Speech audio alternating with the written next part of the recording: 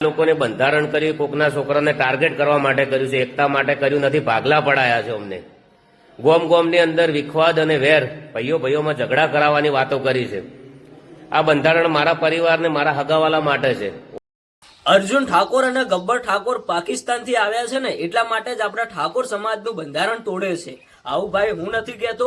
હવે ગુસ્સે ભરાઈને અર્જુનભાઈ ઠાકોરે એક વિડીયો નીચે એવી કોમેન્ટ કરી નાખી કે અમે બંને ભાઈઓ પાકિસ્તાનથી આવ્યા છીએ, એટલા માટે જ અમે બંધારણ તોડી રહ્યા છો. તમે લોકો કેમ અમને ટાર્ગેટ કરી રહ્યા છો? આપણા પાટણ, બનાસકાંઠા, વાવ, થરાદના વિસ્તારમાં આ વખતે બીજી પણ ઘણી બધી જગ્યાએ બંધારણ તૂટ્યા છે, તો કોઈ લોકો ત્યાં કોઈ પણ જાતની કાર્યવાહી નથી કરતા અને ફક્ત એમને અમે ત્રણેય ભાઈઓ જ દેખાઈએ છીએ. શું દર્શક મિત્રો, અર્જુનભાઈ ઠાકોરની આ વાત સાચી કે ખોટી? તમે કોમેન્ટ કરીને જણાવતા જજો.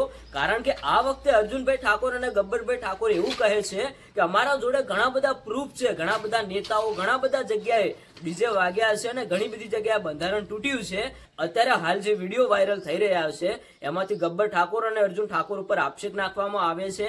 અને થોડા ટાઈમ પહેલા તમને બધાને ખબર જ હશે કે ઝાબડિયાની અંદર જે બંધારણ તોડવામાં આવ્યું એના બાદ અર્જુન ઠાકોર અને ગબ્બર ઠાકોરને 1 વર્ષ માટે સમાજ બહાર કરવામાં આવ્યા. તો ફરી એકવાર મિત્રો અત્યારે હાલ બંધારણ તોડીને આક્ષેપ નાખવામાં આવ્યા છે. આ બાબતે તમારું શું કહેવું થાય છે? કોમેન્ટ કરીને જણાવતા જજો.